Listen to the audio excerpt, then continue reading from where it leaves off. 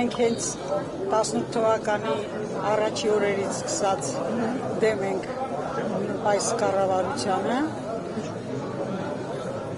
դեմ ենք իրենց վարած քաղաքականությանը,